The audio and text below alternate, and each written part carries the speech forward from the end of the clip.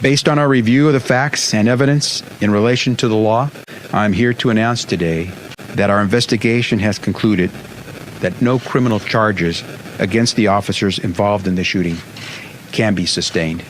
And disrespected by your coward about all these millions and millions of dollars, right? That's what you talk about, right? Hey, could you watch your language? You know what? Yes, that part. What's that? Let's keep this real. Where the fuck is everybody at when I need you the most? These motherfuckers right here took advantage of me. Why have nobody? Leave him alone! Leave him alone! Hold on. Back off!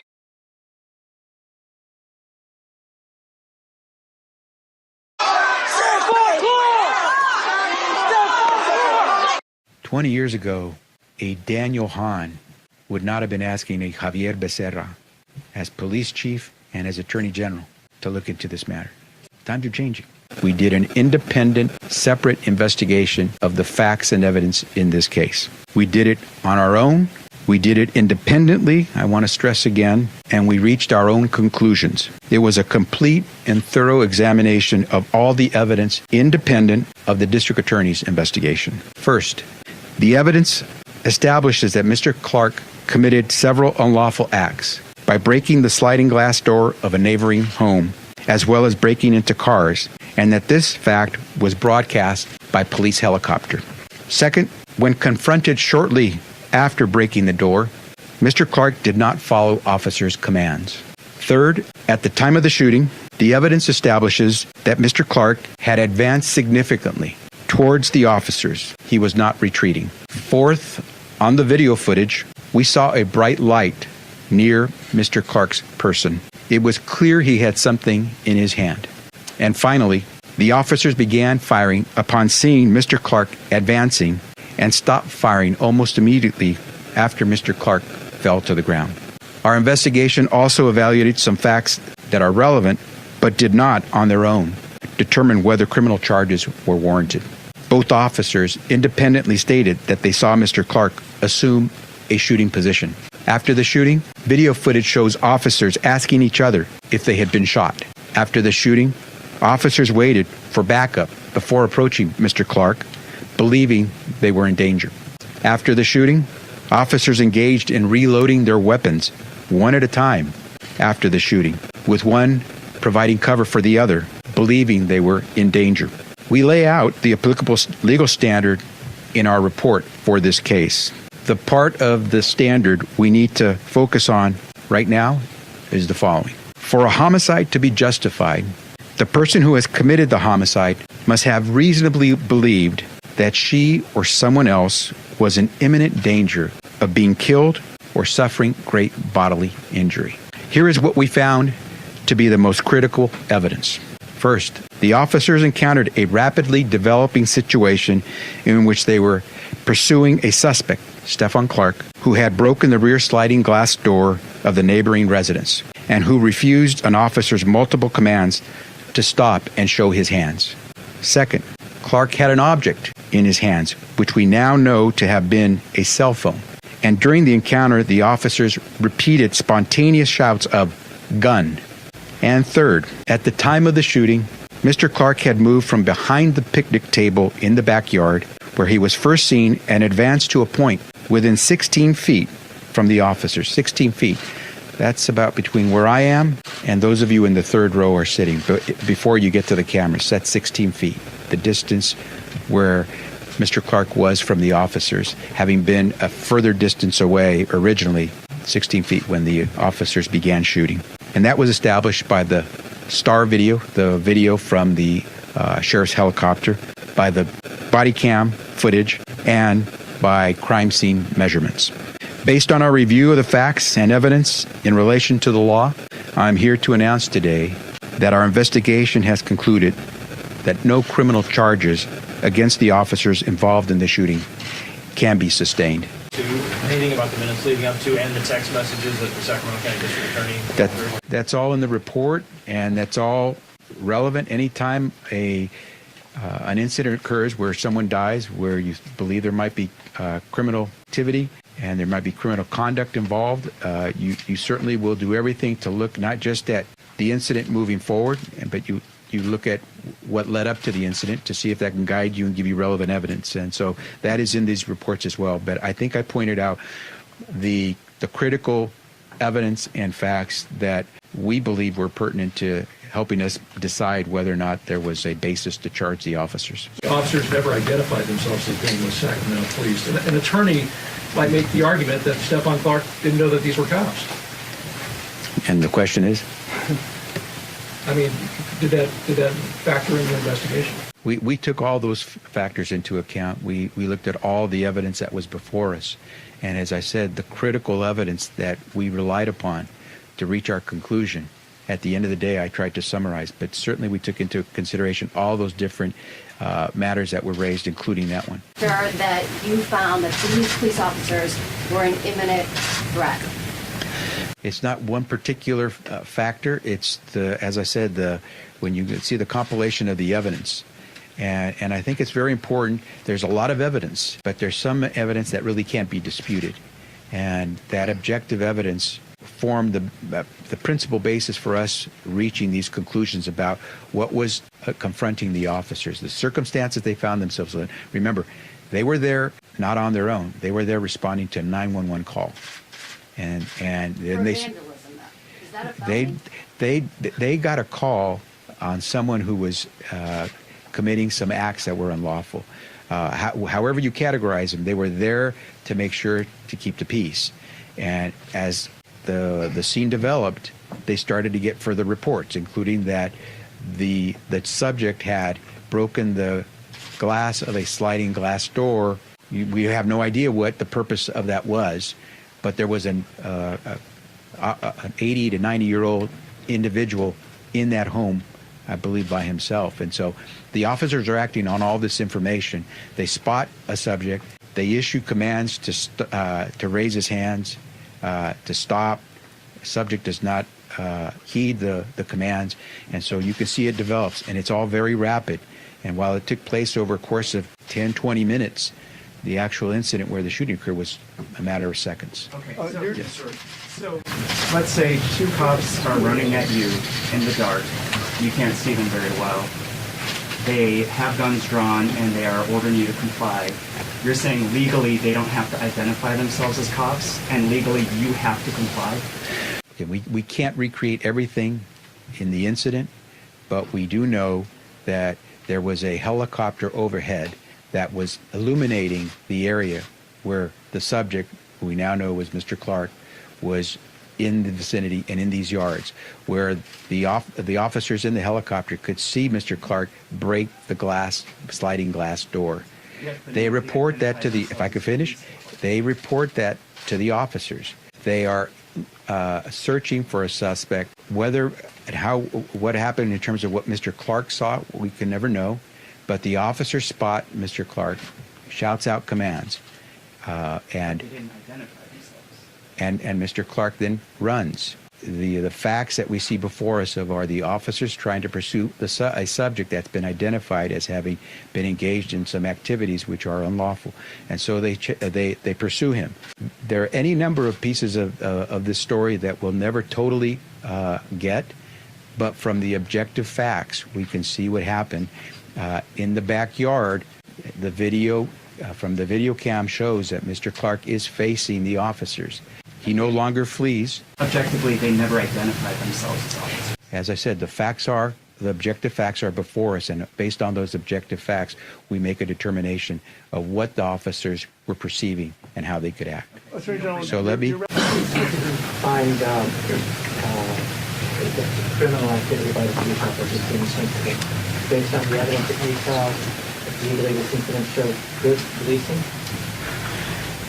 I think the facts that I have outlined present to you clearly what we found relevant. Our report will delve into the actions based on the evidence that was secured about the actions of Mr. Clark and of the officers. Do you agree or disagree, in your view, with the DA's decision to publicize some of the intimate details of Mr. Clark's life relationship before 48 hours later, and why or why not these things? So remember, we investigate everything we can. I know the district attorney's office investigates everything they can and must. You have to be able to believe that you've searched for every bit of evidence because you're going to make a determination that could impact a person's life. We looked at everything, including what happened before the shooting, not just what happened at and after the shooting. Psychology reports show that Mr. Clark was heavily intoxicated. Wouldn't it be more important for the officers to identify themselves? The toxicology report,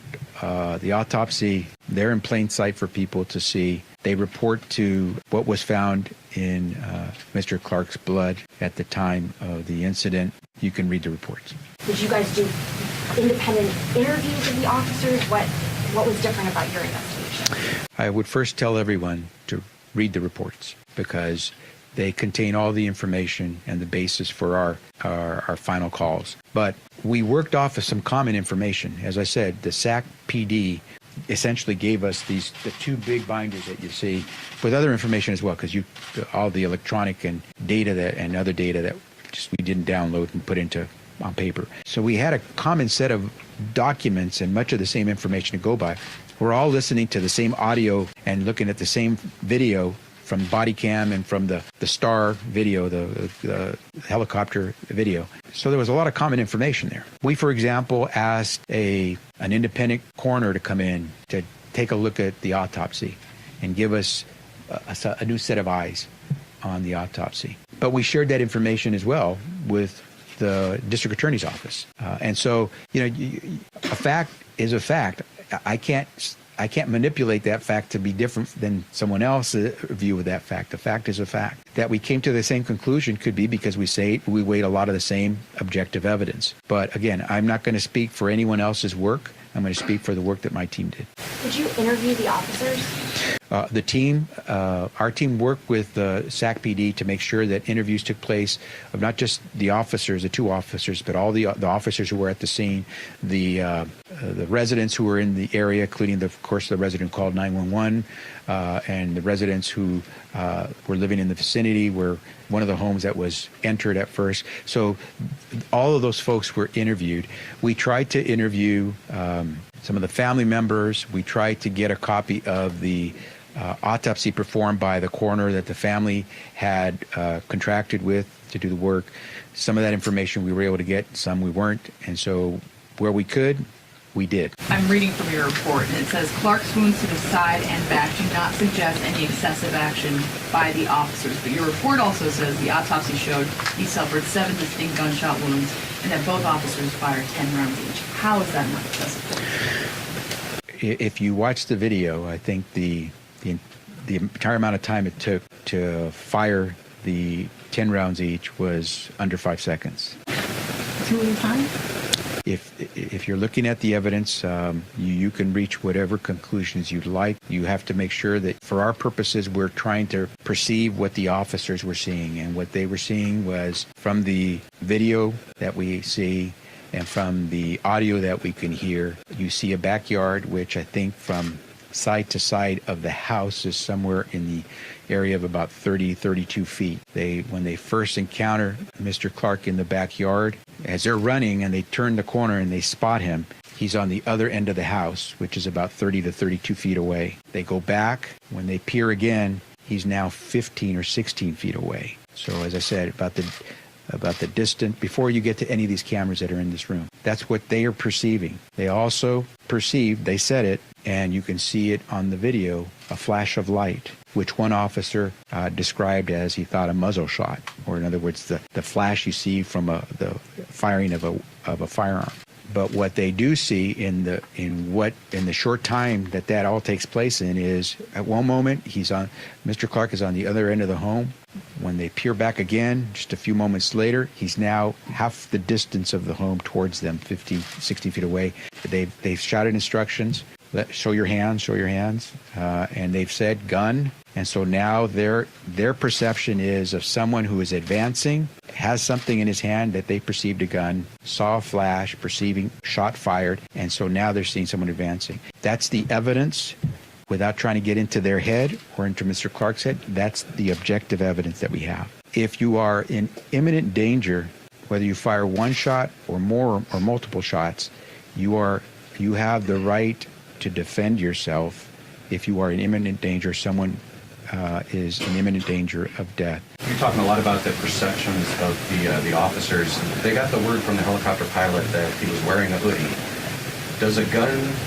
Does a phone become a gun in their mind because he's wearing a hoodie? Does a reflection off a phone become a muzzle flash in their mind because the suspect is wearing a hoodie? A code word like a person wearing a hoodie might be a dangerous person. My recollection is that those were the words used by the individual who had his windows of his vehicle shattered. It was also the words that were used by the helicopter pilots who saw the individual. They're giving a description of what they see. It's tough when you're and make ends meet about who the subject is, and you're trying to give information, and so you give the best information you can. If the individual is wearing a hoodie, you give folks that information so you know if the person's not wearing a hoodie, that's probably not the person you're looking for. But I didn't see anything that try to take the next step to reach other conclusions. I don't see that in the evidence, but again, you're welcome to look at the evidence. Right, releasing text messages saying this person is a drug user who may or may not have been suicidal. It's not only inappropriate, but a lot of people are saying this is an assassination of character. How do you tell people in the community who do not trust the official take on this that what you're doing is appropriate? So as I said in my presentation, there were some critical facts, I think objective facts, that led to our conclusion. But I mentioned that there is a whole bunch of other evidence that forms the basis of this investigation, including what happened before the incident. And you always, in any investigation, you always try to go backwards as well so you can understand what happened at the time of the incident and then moving forward. You could take any example you want, whether it's a terrorist act that occurs where people are killed and you now try to find out what was driving that person to commit those terrorist acts, or whether it's just trying to figure out if the breaking into vehicles is just a one-time affair, or if this is something that is being done by this particular subject often. If I could answer the question. Yeah. So what you're trying to do is establish some facts about the case to hopefully give you a better understanding of what went on. You always, when there's been a shooting and someone dies, you always conduct an autopsy. You always do a toxicology report. I don't know of any investigation that would not try to pursue and review records of an individual who was engaged in an activity that may have been unlawful and then also led to his death. What value all that has and how it weighs on ultimate decisions is another matter. But collecting relevant evidence, that's the job of any investigator, and we have to turn every stone over, including stones that existed before the incident. This may look inappropriate, this may look like an assassination of character, but this is just what we do.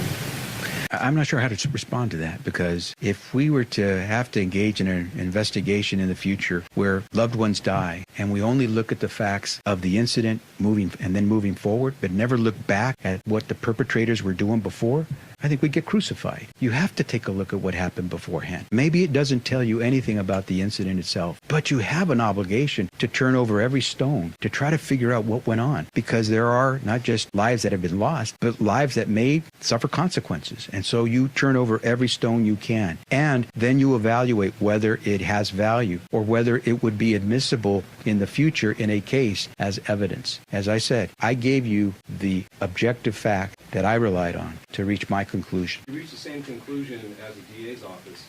Was there any discrepancies along the way in your investigation that you saw between the Attorney General's office and the DA's office? What do you mean by discrepancies? In fact-finding along the way we were collecting information. I wouldn't be able to tell you, because we weren't involved in the DA's investigation. We don't know what they did. They don't know what we did. So when we see the reports, we'll probably have a better sense to, if there's anything they found that we didn't, or we found that they didn't. But These across the state should be doing in terms of those types of investigations. The value of the video is it's not my interpretation of what was happening. You'll look at it, I'll look at it, and you can see certain things that are clear. It's clear that you see the officers huddled behind one corner of the house in the back, depending on which video, body cam or from the surveillance helicopter. You see that Mr. Clark has run to the other end of the backyard. You can't see him at some moments because there's a patio cover. But from the body cam, around that same moment in time when the officers round that corner very quickly and then quickly duck back, they see Mr. Clark facing them from that distance of, as I said, 30 to 32 feet, and the report outlines the distance. And then with the video, you then see within moments that Mr. Clark is now halfway to them, only about 16 feet away. I should also mention from the video you can see, and from the crime scene photos you can see later on, you can see that on the other side of the house, there is a clear opening from the backyard to leave the house, to leave that property. From just the way there's a side way to enter the backyard, there's a side way to enter, exit. So Mr. Clark is on the other side of the house. You see from the aerial video that he enters the backyard and runs towards where the patio covering is, underneath the patio covering, and where with the body cam footage, you can see that there's a picnic table underneath that canopy. And you can see from the body cam footage that Mr. Clark is standing behind the picnic table at that moment. And so the video evidence is, as I said, critical, because it's not my saying what happened, it's not your saying what happened, or the officer saying what happened. It's the video showing us what's happening. Could it be better? Absolutely could be better. I mean, you're talking about infrared images, so you can make out images. You can't, for example, see everything you'd like to see because it's just not as good. The body cam footage is critical as well, but it doesn't tell us everything. You see a flash, which is critical because of the perceptions of the officers, but you can't tell what that is. And if you've ever been in a place where a firearm has been fired and where activity is occurring rapidly, you don't know if that's a flash from a weapon or what. And so all those things are part of what you take into consideration. But video and audio helps avoid the he said, she said, and to the degree that it's discernible. And that's the value of it. And that's where you see where body cameras will have played a very important role in this investigation. For the shooting, what was your opinion on the veracity of the March 16th investigation? I intentionally, in my presentation, focused on the facts that we found critical to our determination. I can tell you that my team weighed the veracity of any of the statements made by individuals that were not the basis of our final conclusions. I can tell you that as we zeroed in on the facts that were most important in making our assessment, that was not one of the facts or one of the parts of this investigation that I myself probed further on that issue of veracity. 20 years ago, a Daniel Hahn would not have been asking a Xavier Becerra as police chief and as Attorney General to look into this matter. Times are changing. We all got to get on this train.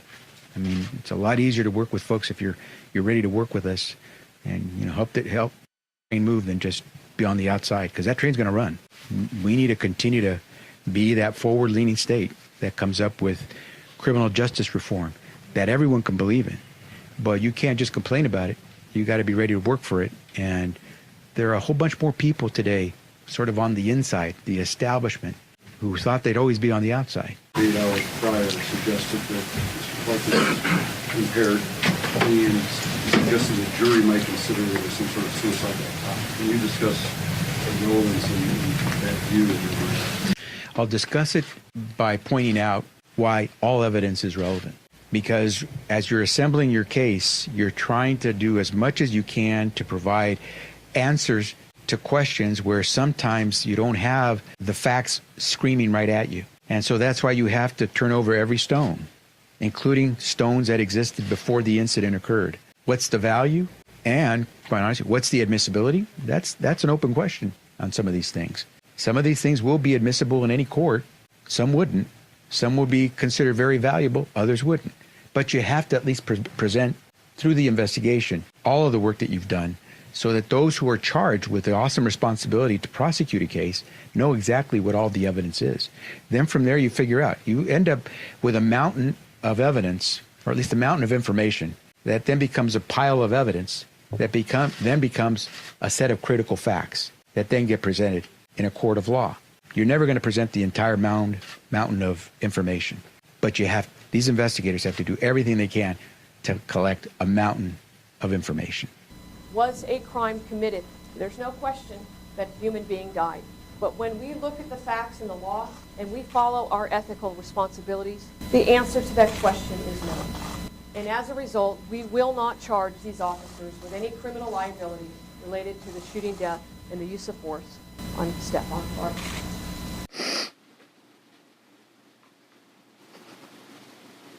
Today, the DA announced that the officers who shot my unarmed fiancé won't face any charges.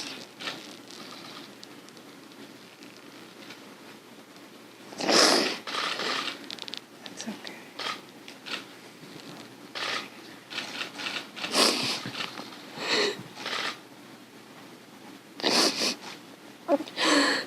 Continuing the shameful legacy of officers killing black men without consequences. Selena, the mother of his children, reported to police that Mr. Clark had assaulted her. The police took a report, they documented her injuries, and they took photographs of the scene. At the time of this incident, Mr. Clark was on 3 grants of misdemeanor probation, 2 of which involved domestic violence involving Selena, and 1 of which was a felony probation case for robbery. As we continue to mourn the loss and navigate the world without our beloved Stephon Clark. And most of all, your love for Stephon Clark. The fact that our DA tried to paint a whole different picture, and the fact that you stand here bold today and gave your voice to what you felt in your heart for Stephon. So thank you so much. These are just examples, and they have been blurred out, obviously, to protect the sensitivity of this. But in a reading of all of those text messages back and forth, there is clearly a central theme to what is happening between the two of them.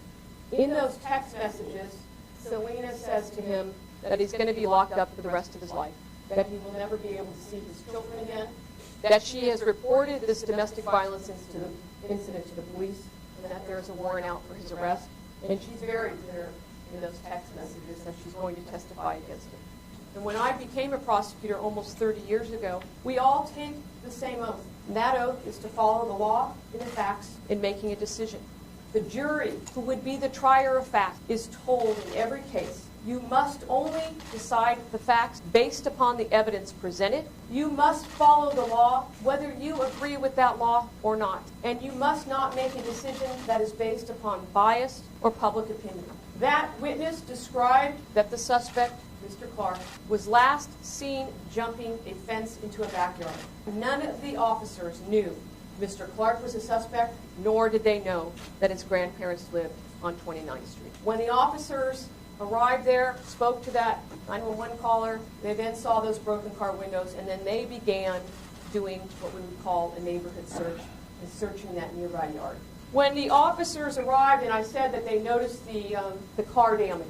So as that video, that piece finishes, at that moment when they finished up the search of that backyard, the officers were then receiving additional information that the sheriff's helicopter had observed somebody in yet another backyard. And those officers were then instructing the Sacramento police officers of what was going on. And I want to talk about the observations from the helicopter. And as I mentioned, the sheriff's department had that helicopter in the air. There was a deputy that was considered to be what they call the observer. And what that deputy observed was that Mr. Clark, who he did not know at the time, but the suspect, was seen in another backyard, and he was staring into a rear sliding glass door. This is all occurring while the helicopter is overhead. Later, through the investigation, it was discovered that in that home lived an 89-year-old man who was watching television when that rear slider was smashed. Mr. Clark was seen smashing the rear sliding glass door with a large object, and the Sacramento police officers were advised by this deputy of what he saw. At that moment, the helicopter video was activated. I want to show you now a photograph that was taken after this incident of the damage to that backyard. It may be a little difficult to tell, but what this shows is that the entirety of that back door was smashed. It's a little bit difficult to tell, but there is cardboard and some wood that was put there after this incident to kind of protect the glass, but the entirety of that back door was shattered. The video starts with Mr. Clark running from that sliding glass door. He then runs and he jumps on I think it's a trailer, jumps up and jumps over a fence. When he jumps over that fence, you cannot see, there's no indication that he's holding anything in his hands. He jumps over that fence, he goes through a side gate, and he starts to walk up along the side of the house, which we now know was his grandparents' house. Pressure spoke the window, running south, running to the south.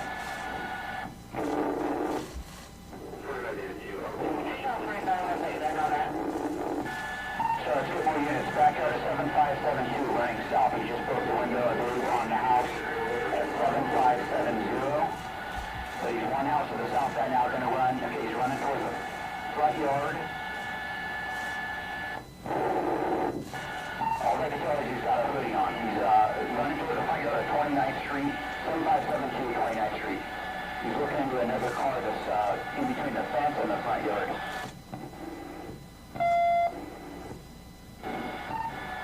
So ground unit Scott, so it looks like might be in one at gunpoint.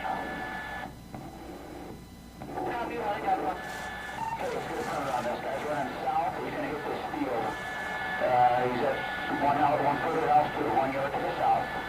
7572. You got 2 minutes trying to catch him.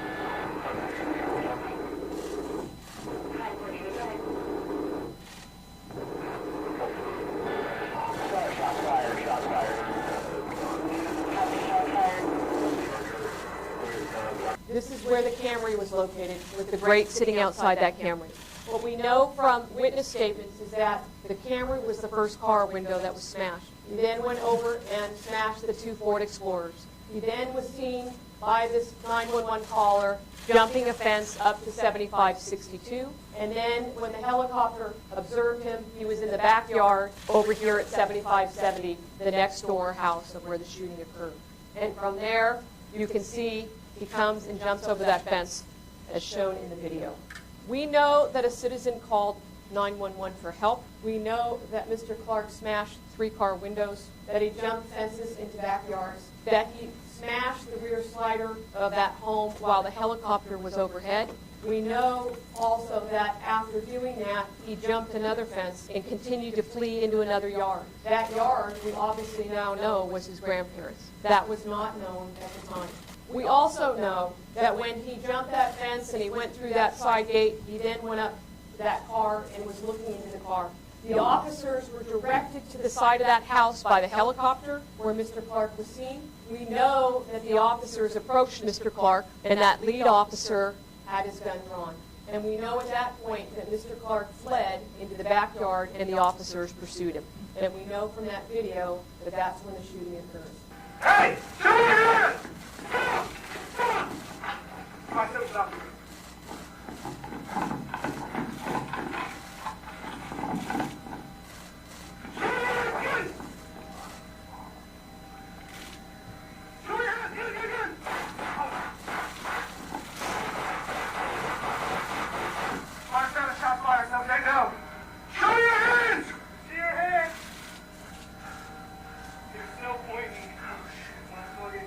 Yeah, I'm alright. I think I did everything. I got it. I got it. Pretty good. You wanna? What do you wanna do? Alright, copy. We see that Officer Mercadal yelled, Mr. Clark, hey, show me your hands, stop, stop. We know that Mr. Clark ran to the backyard and around that corner of the house into the backyard. We know that it was dark out, and we know the officers pursued him into that backyard. We know that as they rounded the corner, that corner of the house, that at that moment, Mr. Clark was approximately 30 feet away from them, standing behind a picnic table and really even standing farther behind that chair. In separate interviews after the shooting, both officers were interviewed and they described what they saw. Both described that Mr. Clark was facing them with his arms extended in a shooting stance. Both officers described that. Both officers believed that he was pointing a gun at them. Officer Mercadal, in his statement, said that he saw a flash of light that he believed was a muzzle flash from a gun. Officer Robinette, in his statement, believed that the flash of light was reflecting off of a metallic object, a gun. That body-worn camera video that I showed captures 30 frames per second. Camera, and over here, you can see Mr. Clark is at that picnic table facing the officers. He's behind the picnic table, he's behind that chair, and he's facing the officers. In that same second, the body-worn capture frame captured this flash of light at the same time that he was facing the officers. Officer Mercadal, when he rounded that corner of the house, that he yelled, "Show me your hands, gun." We know by listening to this body-worn camera many times, and many times with headphones, that Mr. Clark yelled back at the officers. We know that both officers immediately took cover. That's clear on the helicopter video. It's clear on the body-worn camera. And in fact, on the helicopter, you can actually see one of them pulling the other officer back for cover. We know that the officers then peered around that corner again, and that Mr. Clark had, in fact, advanced on those officers. He had advanced on the officers. We know the second time that Officer Mercadal peered around that corner, he yelled, "Show me your hands, gun, gun, gun." And we know that the helicopter video conclusively shows that Mr. Clark was, in fact, advancing on the officers. I'm going to show you now a slowed down clip of that helicopter video showing just that. You can see to start, they're down behind the corner of the house. I'm going to play that one more time. This is a screen capture of that video, which you can see the red arrows pointing to Mr. Clark. He has now advanced along the side of that house in front of that picnic table towards the officers. So we know from the point that the officers were at the corner of that house to the point where Mr. Clark's body ultimately fell was approximately 15 feet. The distance from that location, I'm sorry, it was 16 feet, but the distance from the location from where he fell to behind that couch or chair was 15 feet. The total amount was approximately 30 feet distance initially, and he advanced 15 feet. We showed you the neighborhood video of him, the officers interacting with the female lady that had the dogs, and the interaction there. Some may ask, why does it matter? Why do we consider the demeanor of the officer? Because what you can hear on that body-worn camera, they're breathing heavy, you can tell there's stress in their voices, and you can tell that the situation has become very tense and rapidly moving. If you are under a stressful event and you make some kind of spontaneous statement under the excitement of that event, it is considered inherently reliable, it's considered trustworthy, and primarily it's considered trustworthy because the individuals do not have an opportunity to reflect on what is going on.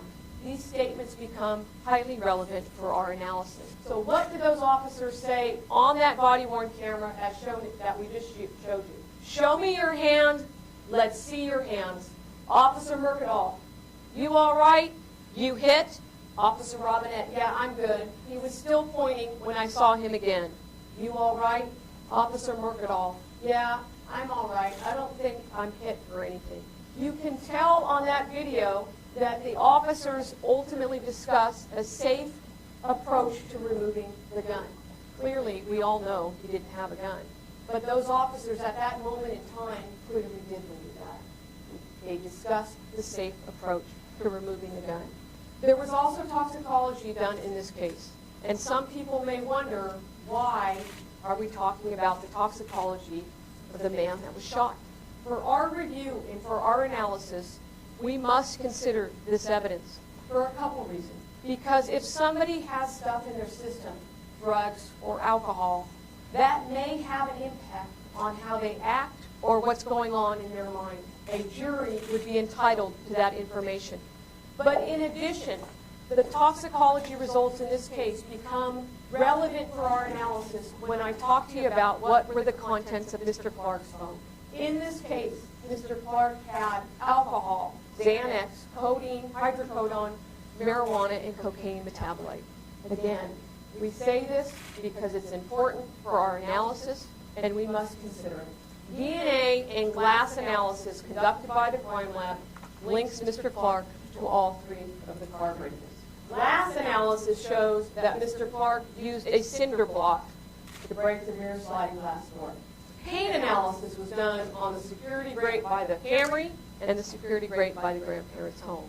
And that paint analysis links those security grates In the cell phone evidence, that examination of his phone included phone calls, text messages, an email draft that was in a note form in his cell phone, internet searches.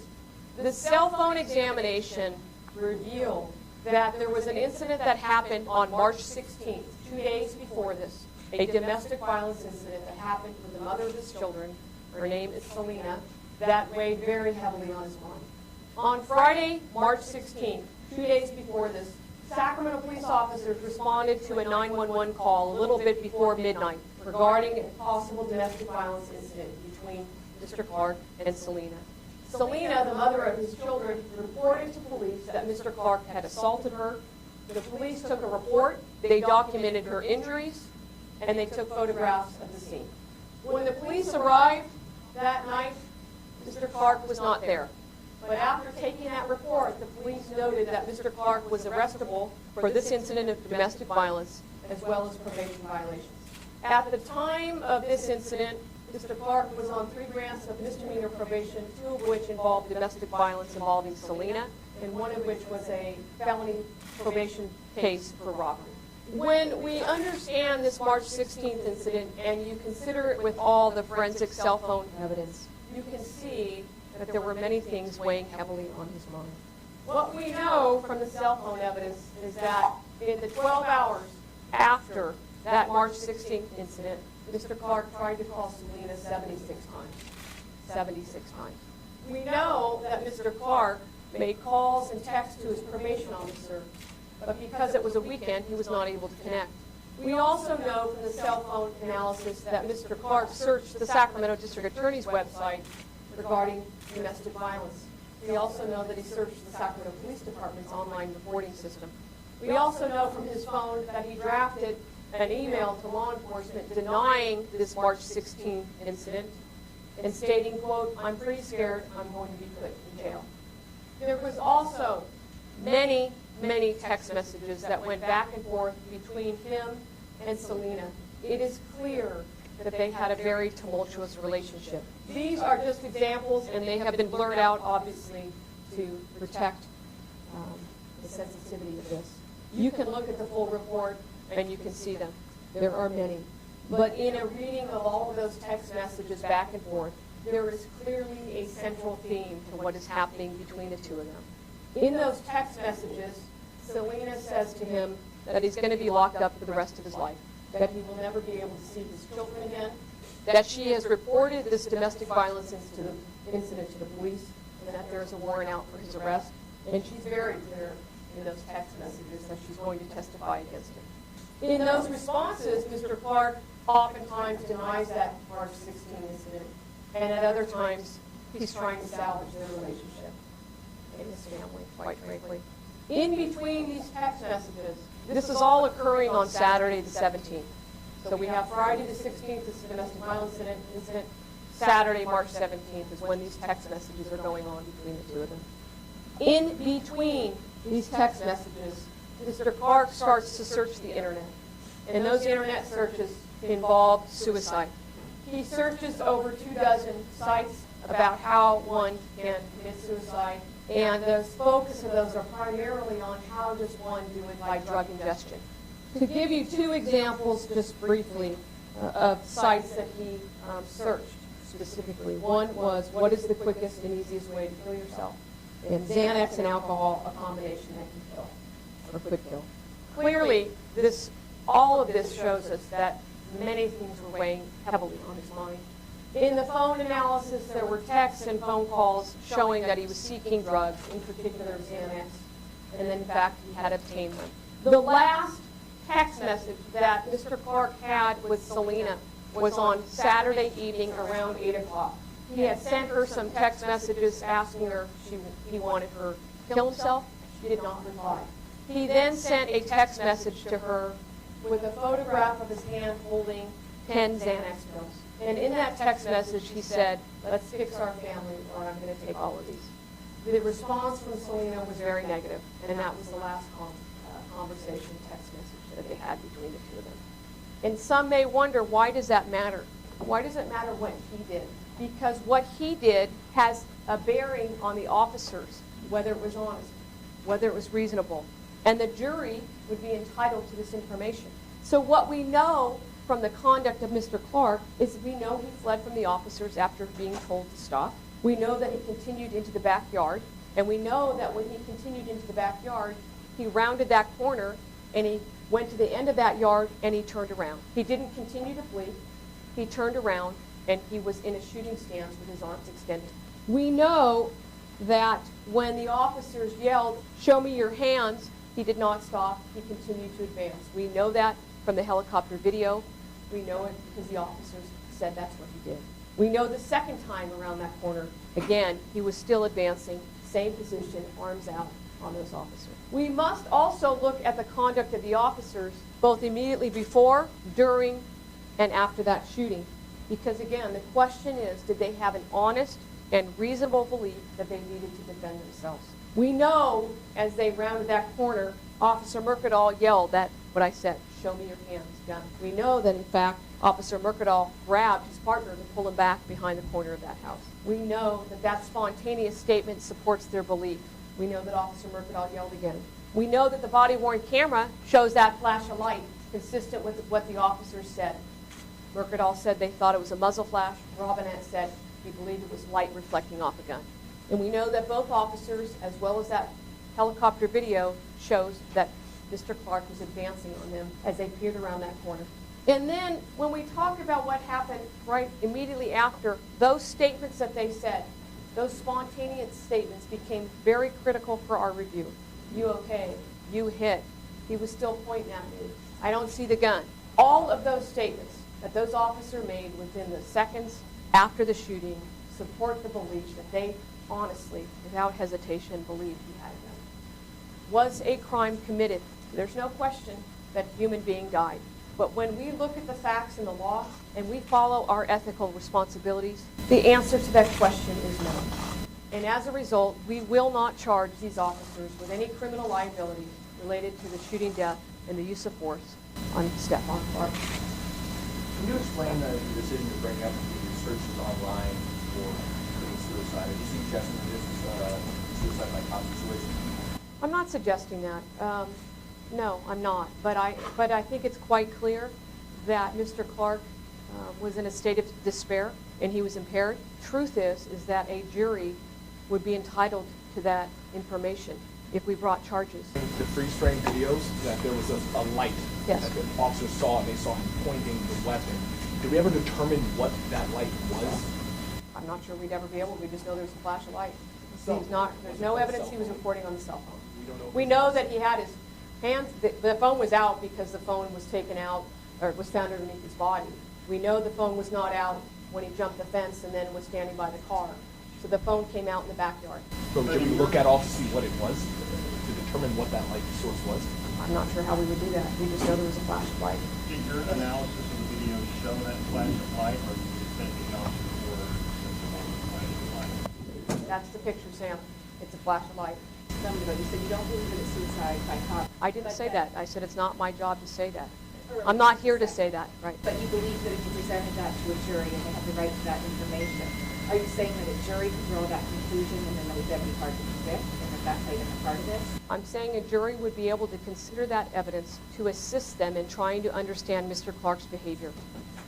And so they would be entitled to that evidence, yes. But like you were looking at text messages, you were going through their cell phone, Stephon Clark's cell phone, did you do the same for the officers to get their state of mind? Well, we judge the state of mind at the moment of that incident that happened. That's what we're looking at. That was what was captured on the body-worn camera.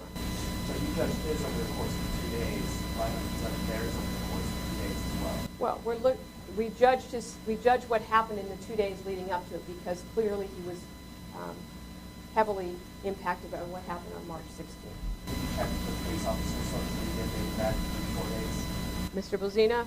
No. And what about their toxicology? Did they have any alcohol, anything in their systems at all that they checked? I don't believe we were provided any information that they were had any toxicology. It may be a protocol. We have no indication that there was anything that impaired these officers. But what was behind the decision not to? We didn't receive anything on that. Pardon me? Will the officers be returning to that patrol? That's not my question to answer. Did you investigate the incident where the voice was heard on the video? Yes. Oh, muting? No, because that wasn't done. That was done after the incident was over. Now that may be a policy question, obviously, that they've addressed, but it didn't impact our review because we're looking at that moment in time. The muting did not occur until later. You said that you could hear Stephon Clark say something in the video, but you didn't say what that was. Can you tell us what he said? He cussed back at the officers. You can listen to that on the body-worn camera. I'm trying to figure out what the officer said was that he believed it was a muzzle flash, and that he was either being fired upon or about to be fired upon. They don't have to wait to get shot to use deadly force. From a legal perspective, what does it mean if a person advances, the suspect advances on an officer? It means that that officer can use whatever force is necessary to prevent the threat. If they believe that they are under the honest and reasonable belief that they are in imminent danger of death or great bodily injury, they can use deadly force, just like any other citizen can. Is it possible Mr. Clark was trying to surrender? There's no indication that that was happening. He was advancing against the officers. If he wanted to keep running, he could have kept going around that corner of the house. There's many questions that a jury might have. Why does he smash windows and not steal anything? Why does he jump fences in his own neighborhood? Why does he smash the rear sliding door of a neighbor while the helicopter's above? Why does he not go into his house, instead go along the side of the house and stare into a car? There's a lot of questions that could be answered. And my ultimate point is that all of that cell phone evidence would be relevant and admissible in court. I can't tell ultimately what was going on in his mind. What I know is from that cell phone evidence is he was in a state of despair. He was impaired, and that may affect his judgment. Happened in another neighborhood, and on the right, people set up somebody African American. The same result will happen. Have you ever thought about that? I don't consider somebody's race when we make decisions. We look at the facts and circumstances. As you see from that helicopter, the sheriff's deputy says, the only thing I can see, he's got a hoodie on. That's about all they knew. Now, I'm not going to make any assumptions just because of a neighborhood. We look at the facts that are presented to us. Nothing changes because of a zip code.